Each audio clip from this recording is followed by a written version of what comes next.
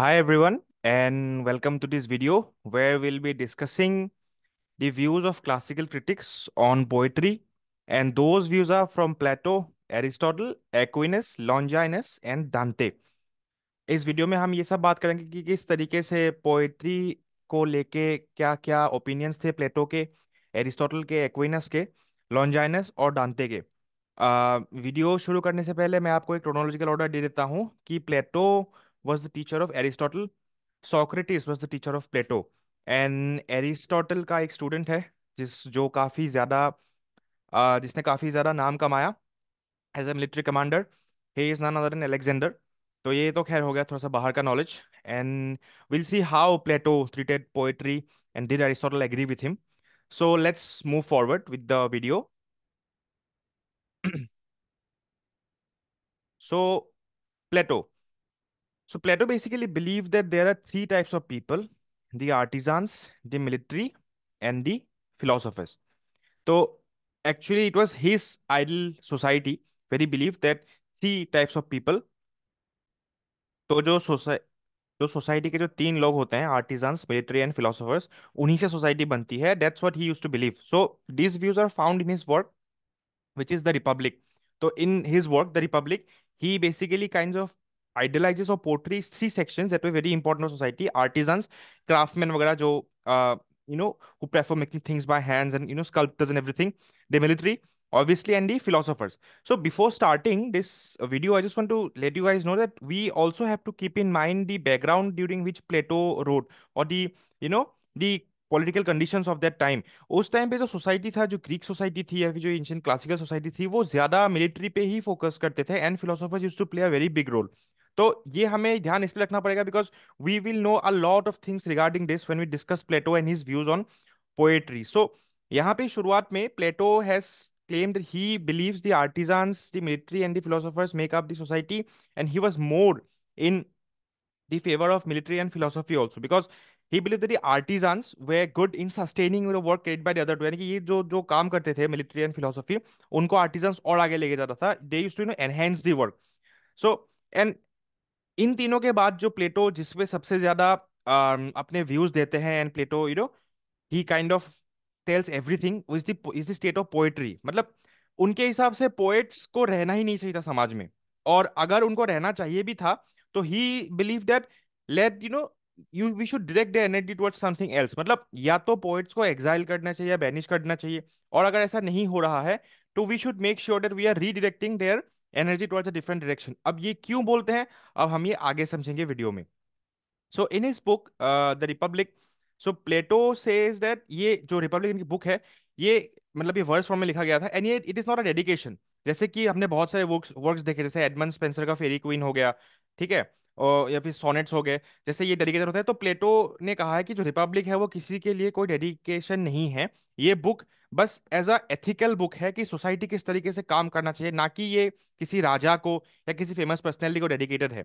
तो रिपब्लिक में जो प्लेटो बात करते हैं वो है द ट्रिपार्टाइट सोल। ट्रिपार्टाइट मतलब तीन चीजों से जो सोल बना हुआ है, ठीक है। ट्रिपार्टाइट में अब सबसे पहला आता है आर्टिजन। जैसे मैंने बताया था, artesian, so the artisan stands for appetite. Appetite, obviously, let's just say we associate it more with hunger. Then the military stands for the spirit. Now when we talk about the spirit and military, it is not very difficult to understand क्योंकि military जो था वो warfare में ज्यादा लगा रहता था। And Plato used to believe that as long as the human mind is engaged in more and more competitive thoughts, it is going to be very productive for the society as well। तो प्लेटो का ये मानना था कि जो military है वो spirit है, and he used to believe that the philosopher king stand for reason. यानी कि किसी भी चीज को अगर आप इनके पास लेके जाओगे तो ये जो मतलब कि फिलोसोफर्स है, इनके पास हमेशा इस चीज का एक रीजन रहता था या फिर लॉजिक रहता था कि they didn't just come up with anything और any other sort of blah blah and anything else. They just believed कि everything has a reason, and that is why we are standing in the universe because this and that. Because he was much influenced by Socrates, so he gave his views as well। उसके बाद प्लेटो, while discussing these three things, Plato also kind of idealizes the fact that the republic is just a metaphor for the virtuous man। If you are, you see, if a man is led by virtue, obviously high virtue, then he or she should follow the republic in a metaphorical or in a metaphysical state। मतलब एक abstract है, ऐसे कोई ideal society है नहीं Plato didn't just come up with the concept कि चलो आज एथेंस में या सिसिली में या ग्रीस में कहीं पे एक सोसाइटी है। No, it was just a metaphor for the man कि अगर आपको आगे और सक्सेसफुल होना है, कि if you actually want to create a good society on example for others, you have to also keep in mind कि ये जो तीन चीजें हैं सोसाइटी में, आर्टिजन, मिलिट्री, फिलोसोफर्स, ये क्यों इंपॉर्टेंट है और इनको क्यों हम ट्रिपार्टाइट सोल कहते हैं। तो now coming to the most important part of obviously Plato's views, the most important part is the fact कि what he believed on poetry. So Plato believed that poetry is good as long as you're attributing to any, as long as you're attributing to any god or a sort of hymn to god or tribute to famous personality. अगर आपने किसी के लिए poem लिख दी, किसी राजा के लिए या किसी वॉरियर के लिए, तब तक ठीक है। आपने भगवान के लिए भी पोएम लिख दिया, तब तक भी ठीक है। Not beyond that. Plato believe कि ये फैंटेसी में ही सही रहता है एंड फिक्टिशियस मोड में ही सही रहता है। Because Plato said that a truly enlighten person would not require poetry. अब क्यों प्लेटो ऐसा बोलते हैं? Because Plato believe that appetite, spirit and reason, वो जो ट्रिपार्टाइट सोल के तीन पार्ट्स थे कि artisan stands for appetite, military for spirit and philosophers for reason, वो तीन ही काफी होता है। Because Plato believe that poetry actually was something considered as madness, and अगर पोएट्स बाकी लोगों से बात करेंगे तो ये मैडनेस और फैलेगा। It was contagious, that poetry, Plato believe, was much more contagious, and he also said the fact कि as long as poets are in a society, this disease of poetry would spread. At least that's what Plato believed. And Plato believed that because he said that poetry is actually powerful, and poetry, because it is so powerful, it would be very unwise if power falls in the hands of the hands of the wrong man. मतलब अगर गलत इंसान के हाथ पे power चला गया तो ज्यादा दिक्कत है। That is why he said that कि if poets are powerful enough, then they would imitate any sort of art. अब ये प्लेटो का जो माइमेसिस है ये मैं आगे समझाऊंगा। मतलब इन्होंने कहा है कि अगर प्लेटो ये कहते हैं कि पोएट्री अगर किसी गलत इंसान के हाथ में चला गया तो ये बहुत ज्यादा डिस्ट्रक्शन हो सकता है समाज के लिए। क्योंकि प्लेटो ने ये चीज कहा तो उन्होंने माइमेसिस में समझाया है कि Plato believed that the universe is in the nature of imitation, कि यूनिवर्स इमिटेट करता है, एंड ये इमिटेशन के लिए उसने माइमेसिस जो एक कॉन्सेप्ट है वो निकाला था। प्लेटो का ये कहना था कि it the universe consist of various layers. ठीक है, तो जो सबसे टॉप लेयर है वो that is the good one, it's the perfect layer, the good one is the truth, you can call the high spirit और द कॉन्सेप्ट ऑफ और the form of god. तो anything beyond that good one is never true. मतलब सबसे ऊपर layer पे जो है वो गुड वन है, उसके नीचे जितनी भी चीजें हैं वो सारे के सारी इमिटेटिव फॉर्म में है। प्लेटो ये भी कहता था कि जैसे ही आप द गुड, द ट्रू या द ब्यूटीफुल से आगे बढ़ते हो, उसके बाद सारी चीजें आप धीरे धीरे करके उसका एसेंस, उसका ट्रू एसेंस जा रहा है। That is what Plato said कि as long as this other sorts of art or any other thing or any other idea that starts disappearing from the good or the truth or the beautiful, it starts becoming more and more evil। यानी कि ये थोड़ा सा imitative बन जाता है, और क्योंकि ये कॉपी होता होता होता होता नीचे जाता है तो ये ज्यादा खराब है। दैट्स व्हाई ही सेड कि the top layer is the good one, and the layers beneath it, or the layers below it, they're never good। And the fact कि as long as they start moving from this part to that part, it becomes much more difficult for the other parts as well to imagine कि चलो हम अभी जो है हम good one में। No, you're not। The top layer is the only thing that is only natural, and the other parts are just an imitation of the upper layer। And he also comes up with another work which is the ion। So जो प्लेटो का criticism है वो थोड़ा बहुत ion से भी आया हुआ है, कि आयन में उसने बताया कि किस तरीके से वो अपने मास्टर से जो है इन्फ्लुएंस हुआ था। अब इस वीडियो के शुरुआत में ही I just mention the fact कि Plato was a student of Socrates. So Plato का ये मानना है आयन में कि पोएट्री कोई ऐसा नहीं है कि you are producing poetry because you have some capability. No, it is because of the nature of poetry that is immortal. Poetry खुद में ही इमॉर्टल है, पहले भी किसी ने पोएट्री लिखा था, आगे भी पोएट्री चलेगी। तो पोएट्री ऐसा नहीं है कि टाइम के साथ डिके हो जाएगा, it is immortal. And it is not because the poet is doing something, it is because of the nature of it. Poets में कोई खास बात नहीं है, Plato said that it is the nature of poetry that makes us think अच्छा okay so poetry is immortal. And इसी के लिए प्लेटो कहते हैं कि because it is so, poetry has the power to produce a range of emotions as well as a variety of characters and incidents. क्योंकि poetry immortal है तो उसके पास वो पावर भी है कि it can produce a range of inflicting emotions. And ये इमोशंस सब तरीके से काम कर सकते हैं, एज ए प्लेजरेबल पार्ट और पेनफुल। ये आपको करुणा भी दे सकते हैं, ये आपको खुशी भी दे सकते हैं, ये आपको पीड़ा भी दे सकते हैं, ये आपको गुस्सा भी दिला सकते हैं। इसी पॉइंट को प्लेटो ने और अच्छे से जो है एक्सप्लेन किया है 2 से 3 पोएट्स का नाम लेके। उन्होंने सबसे पहले जो कहा है वो है होमर और हेसियोड। होमर के बारे में आप लोगों को पता होना चाहिए कि Homer was the one who wrote the Iliad. तो इलियड क्या था? Iliad was is probably is one of the most ancient epics known to humankind। ये एंशियंट ग्रीक हिस्ट्री से आया था। And Iliad was a story between two kingdoms, Troy and the Greeks. तो Troy के ऊपर Greeks आक्रमण करते, क्यों? क्योंकि ट्रॉय का प्रिंस जो है ग्रीस की महारानी को लेकर भागा था। And that is why Greeks attack Troy, they besiege the whole of Troy, destruct Troy, and last में कुछ नहीं बचता है।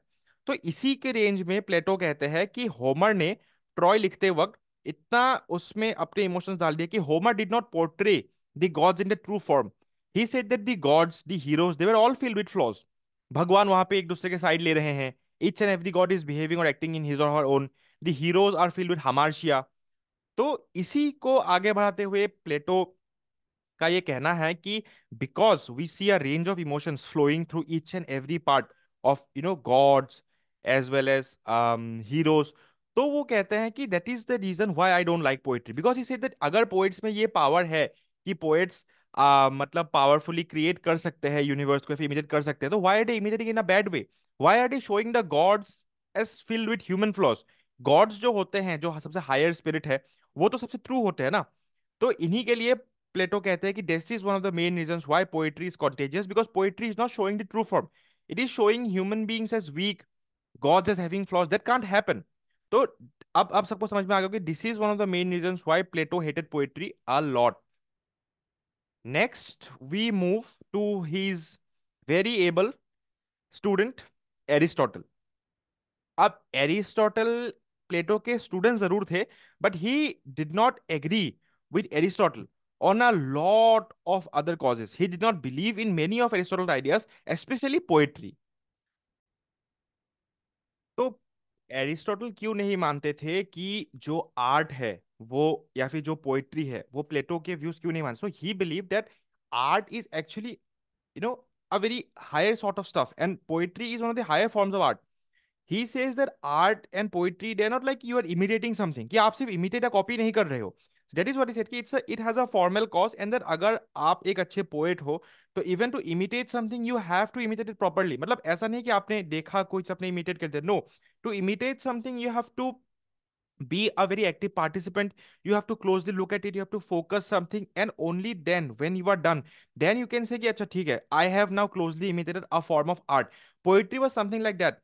Aristotle gave much importance to poetry and tragedy because he believed that these things, these sort of things are not very easy to conduct, and imitate करना इतना आसान तो है ही नहीं था।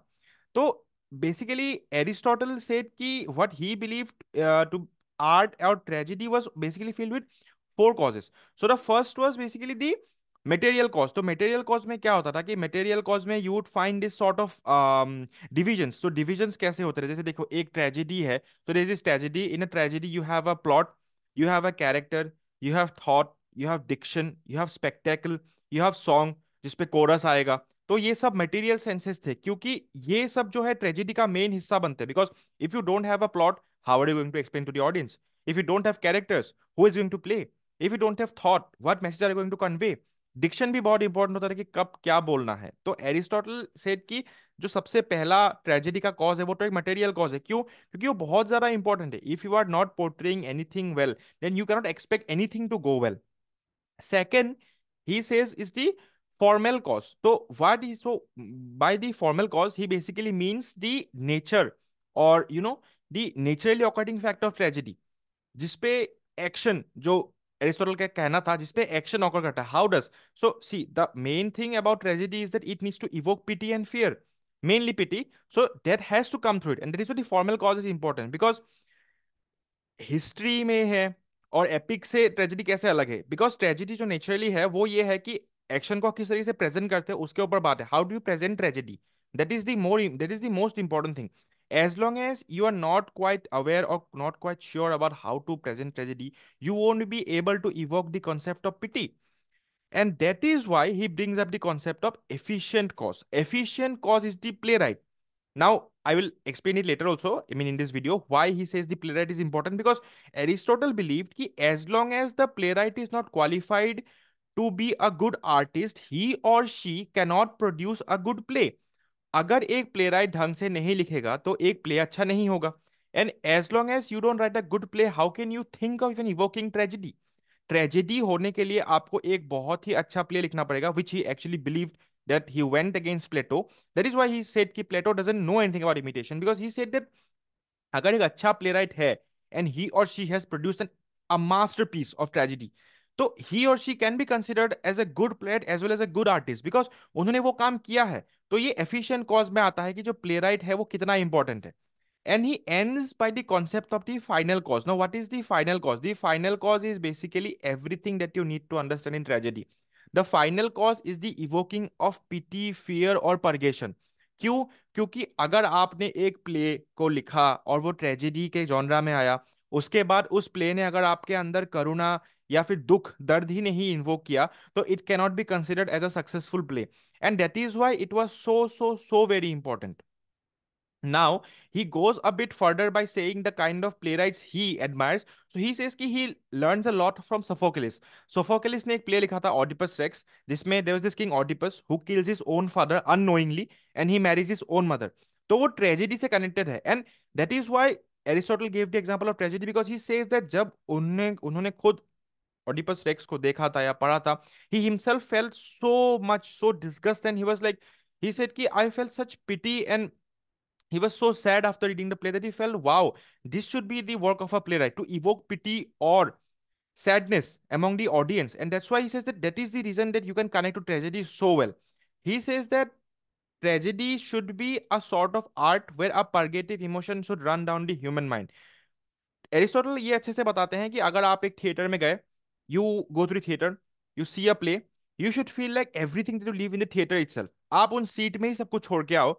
Everything running down your mind, every human emotion that you feel is unhealthy. Unhealthy emotion का मतलब है, जैसे आपने एक प्ले देखा and you are very angry of it, frustration आपके दिमाग में आ रहा है, you need to get rid of your frustration, you need to get rid of your anger. That is what he said tragedy does, getting rid of everything, which is a very good concept in literature. It's known as catharsis. Catharsis का मतलब है purgation of emotions, मतलब कि emotions को अपने body से बाहर निकालना purgatory मोड में.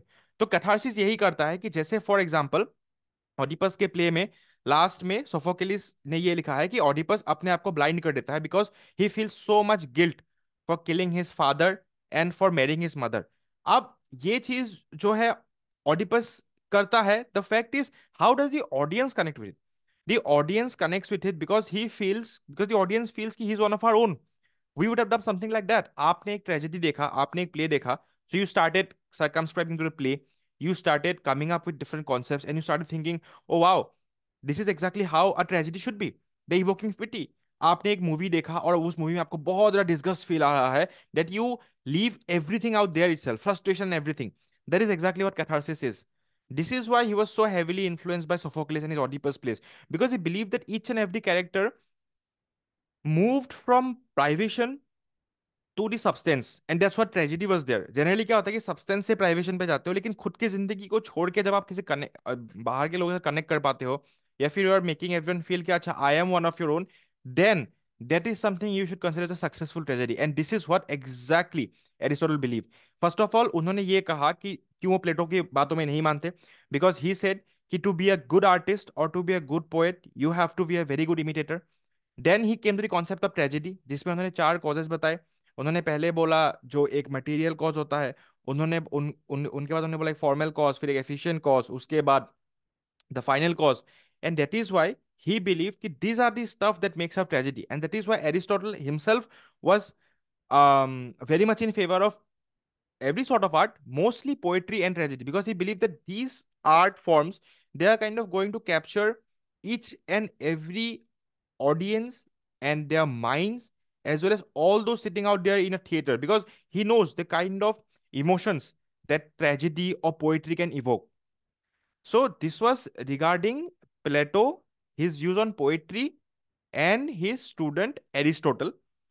Now we'll move forward to some other philosophers of the classical era.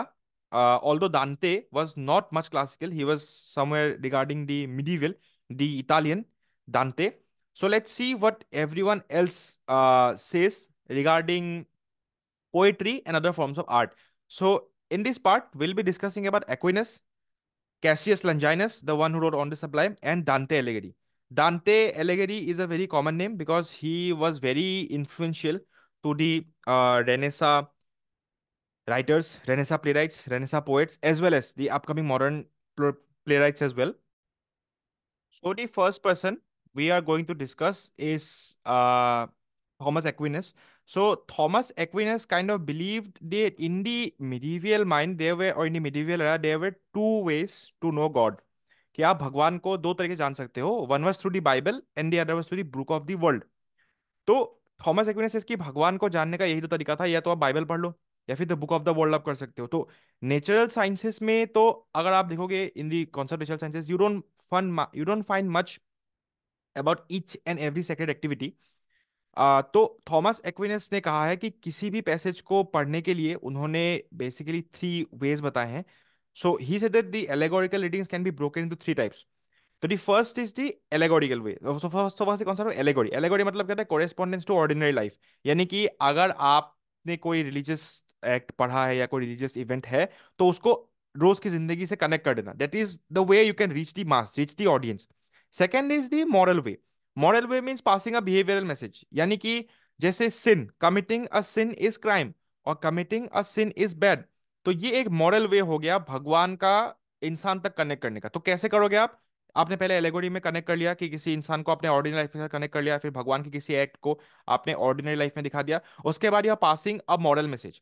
And then comes the anagogic. So anagogic, the word anagogic comes from anagogy, which comes from anagog. ये एक Greek word है anagogy, which means climbing upstairs, जिसका मतलब एक spiritual way में देखा जाता है कि आप ऊपर चढ़ रहे हो, यानी कि डिवोशन टू गॉड और reaching heaven as well. And इसका काम भी यही है, it deals with the eternal verities and glory of god. तो ये मतलब आप मान सकते हो कि it is fully religious. And the fact that it deals with several concepts where he Thomas Aquinas said that the more and more human beings start to stay away from sin, the more or the sooner the better they will reach towards God. तो ये था Thomas एक्विनस का. Next comes another important person, probably one of the most important person of that era, डांटे एलिगेरी. सो जैसा मैंने पहले ही बताया कि Dante was very important. Dante's works have left a very lasting impressions on people such as T.S. Eliot and Ezra Pound. T.S. Eliot, for those of you who know, it's good, but those of you who don't know, T.S. Eliot एक modernist poet है. Ezra pound भी एक modernist ही है. T.S.. Elliott का काफी नाम है modernism में. T S. Eliot is famously known for his poem the Waste Land, जिसको ड्राफ्ट एजरा पाउंड ने ही किया था. टी.एस. एलियट भी काफी ज्यादा जो है एलेगरीज एंड एपिक्स में मानते हैं, इसलिए उनके वर्क्स में आपको बहुत सारे एपिक के रेफरेंसेस मिल जाएंगे, हिस्ट्रिकल रेफरेंसेस. तो उनके लाइफ में एक बहुत ही जो इंपॉर्टेंट इन्फ्लुएंस थे वो डांटे एलिगेरी का ही था. तो डांटे के जो वर्क्स हैं, डांटे के वर्क्स बेसिकली आप एक एज अ मॉरल स्क्रिप्चर्स पढ़ सकते हैं. डांटे यहाँ इसलिए भी इंपॉर्टेंट है because as I already told you कि he obviously had a very lasting influence. And the fact कि दांते जिस एज में लिख रहे थे, मिडिवियल एरा में, तो मिडिवियल एरा में people were not afraid to show their regression और aggression towards works that they didn't like. Because Bible के अलावा उस टाइम पे और कोई बुक था नहीं जिसको लोग इतना ज्यादा मानते थे. सो कंसिडरिंग द फैक्ट कि जिस टाइम पे दांते लिखते थे उस टाइम पे आप अगर बाकी के वर्क्स देखोगे तो people did not shy away from showing there aggression and showing the fact they would even burn the books. And during that time, Dante came up with a very brilliant work. Many of you have heard of this work. The work is known as Divine Comedy. दांते की जो divine comedy है वो as a blueprint है आने वाले writers के लिए कि किस तरीके से ह्यूमन एलेगरीज को या फिर ह्यूमन कन्वेंशंस को दिखाया जाता है. तो दांते ने अपने वर्क में बेसिकली तीन स्टेजेस के बारे में कहा है: Inferno, Purgatorio and Paradiso. Those three are the form of human life as well, but he has shown ki one is hell, the one is middle art, and the third is basically paradiso is paradise. तो उसमें उन्होंने बहुत सारे literary figures को मतलब invoke किया है. जैसे इन्फर्नो में दांते खुद कहते हैं कि उनको वर्जिल ने बचाया था. तो ये जो वर्क्स हैं ये उस टाइम पे दांते ने लिखा था. And we have to admire him the fact कि जनरली बाइबल होते हुए अगर आप ऐसे बुक्स लिखते हो तो there are lot of chances कि people will react. But still his book was his works were so beautiful कि they survive even the closest of criticisms. तो इसीलिए दांते को काफी एडमायर किया जाता है कि उस टाइम पे लिखते हुए भी he wrote such stuff which were actually admired by a lot of people. And now we move towards the end literary figure of our whole presentation। तो it is none other than Longinus. And Cassius Longinus जो थे, उनका एक work है on the Sublime, वो बहुत ही ज्यादा important है। तो Cassius Longinus is a person who basically believed that the hermeneutic spell is more important in poetry. अब ये जो हार्मोन्यूटिक स्पेल है जो कैसियस लंजाइनस कहते हैं, वो बेसिकली है क्या, कि कैसियस लंजाइनस ये कहते हैं, जो ट्रांसेंडेंस का जो आइडिया है लंजाइनस के लिए, वो ये कहते हैं कि लंजाइनस ये मानते हैं कि पोएट्री आइडियाज से आता है, ये बात सही है, लेकिन उन आइडियाज को पकड़ने के लिए भी आपके पास एक ग्रेट सोल होना चाहिए। ये उनका कहना है कि जैसे ही आपने कोई चीज देख ली, वो चीज देखने के बाद, अगर जैसे मान लो जैसे कि suppose you have seen something as a form of poetry, तो you just can leave it like that, कि आपने देख लिया and just you left it. No, a good soul और अ गुड पर्सन और a good poet basically would try to organize those stuff and make it into a wonderful poem. That is exactly what poetry did. Feelings and ideas तो reorganize रहते हैं, fragments में रहते हैं। How can you kind of combine them and you can put them into good use? So that's exactly what Cassius Longinus believe. She believe that a good poet must have the ability to convey and communicate the thoughts as well. That's what he used to believe. He said कि ये जो आप poetry के बारे में जानते हो, तो सब्लिमिटी कहाँ होती है? सब्लिमिटी एक इंसान पे आपको तभी मिलेगा when a person knows how to process great thoughts and how to kind of arrange those expressions, because एक पोएट के अंदर जो होता है थॉट्स एंड आइडियाज तो इनेट है, चाहे एक पोएट ना भी हो, एक इंसान के अंदर हमारे अंदर आइडियाज रोज आएंगे, they are innate, but how do we rearrange them, that is what makes a person a good poet. He believes that a lot of things come into mind, जैसे नोबल डिक्शन है, आपको words लिखने पड़ेंगे। He believes in the concept of elevated language. अब ये जो elevated language है, elevated language basically होता क्या है? So he says that a person should know how and when to use the perfect metaphors and perfect choices of words as well. That is when he would connect to the audience, and that is when his work is going to be actually revered. He believes that the elevated fact, matlab, he believes elevated fact is the only way to know that. So he basically says that a thing is heard repeatedly by a man of intelligence who is well versed in literature, and its effect is not to dispose the soul to high thoughts, and it does not leave in the mind more food for reflection than the words seem to convey, but falls, if examined carefully through and through, into disesteem. It cannot rank as true sublimity because it does not survive as a first hearing. तो on the Sublime में लॉन्जाइनस ये कहते हैं कि अगर आपने पहले ही बार में कोई एक चीज सुना, या फिर you heard a range of ideas और everything else, so as a good person और a good poet you should have the capacity to organize those into good form of thoughts. उसके बाद उनमें आपका खुद का जो कैपेसिटी है वो इन्वोक करना वो जरूरी है। ही said that you should be a good listener first of all, then you should know how to arrange them as well. As long as you're doing those stuff, then only you can be considered a great poet or a great person. Because poetry में क्या होता है कि you heard, suppose you heard a bird chirping, अब आपने चिड़िया को chirp करते हुए सुन लिया, that becomes a very normal act. You're bringing out something of it. That is where the most important stuff comes, कि आपने उस एक एक्ट को किस तरीके से, कितने थॉट्स एंड कितने एग्रेशन से आपने उसको अरेंज किया, उसके बाद आपने कैसे उसको एक वर्क में उतारा। That was what Longinus believe, and that was one of the most important part of his sublime. So that's much for this video. I hope you guys liked it. Thank you so much.